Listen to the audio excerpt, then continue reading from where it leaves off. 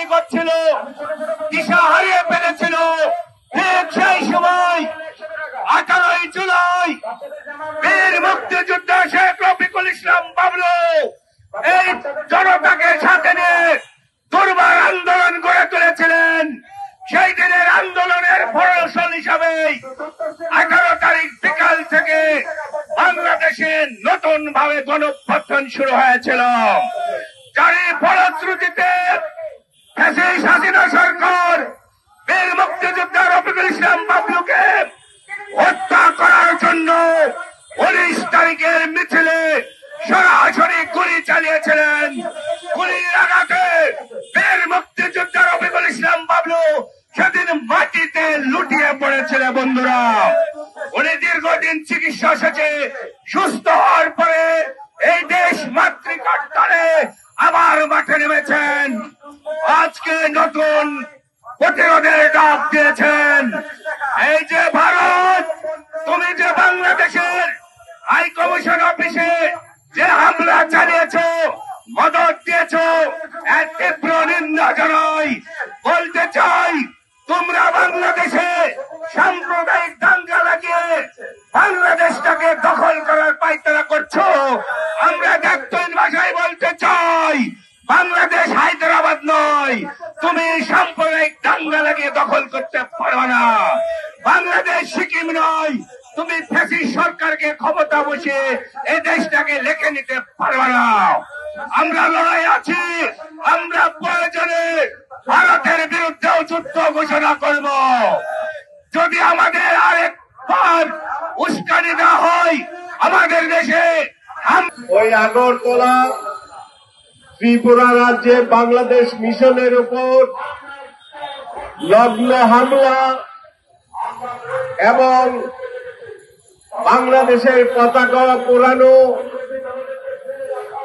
ভারতের মিডিয়া কর্তৃক উস্কানিমূলক বক্তব্য, বাংলাদেশে একটি সাম্প্রদায়িক দাঙ্গা বাঁধানোর যে চেষ্টা, তার প্রতিবাদে আজকে আমাদের এই সমাবেশ, প্রতিবাদ সমাবেশ এবং বিক্ষোভ মিছিল।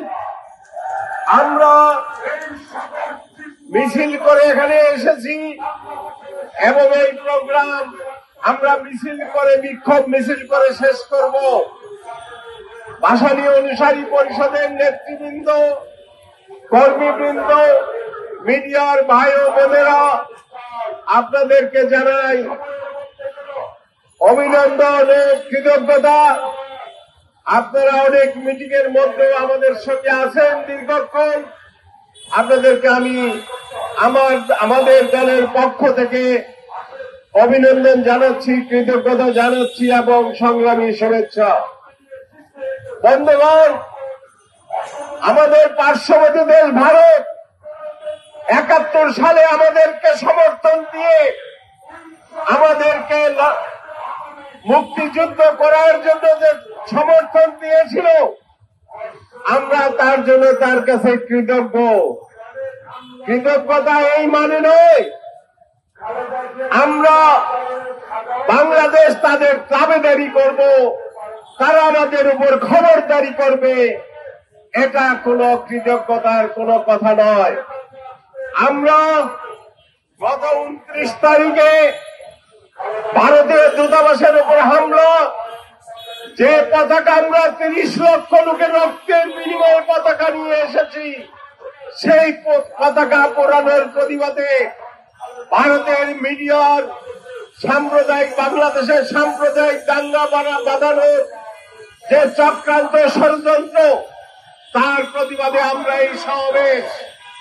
আমরা ভারতকে বলতে চাই, শুধু ভারতকেই বলব না, গত জুলাই আগস্টের বিপ্লবে মহান গণঅভ্যুত্থানে এই পরাজিত শক্তি শেখ হাসিনা, আওয়ামী লীগ, যারা পলায়ন করে দেশ থেকে ভারতে গিয়ে আশ্রয় নিয়েছে, তারা এই দেশের মানুষ যাতে শান্তিতে থাকতে না পারে, তার জন্য তারা বিভিন্ন ষড়যন্ত্র চক্রান্ত করছে।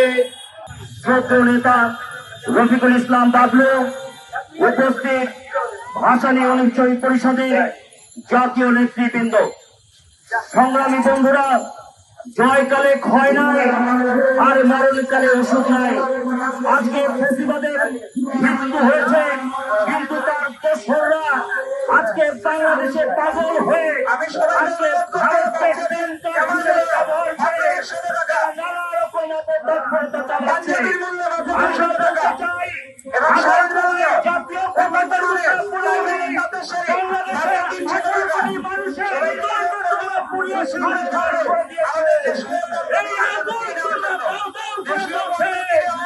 আগুনে তোমরা হয়ে যাবে।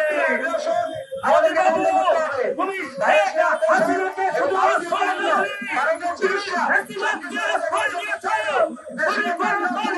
হত্যা করেছে আর তুমি আজকে আমরা ভারতীয় করেছি। আমরা বলতে চাই, ভারত আমাদের বাসিক ছিল না, ভারত সবার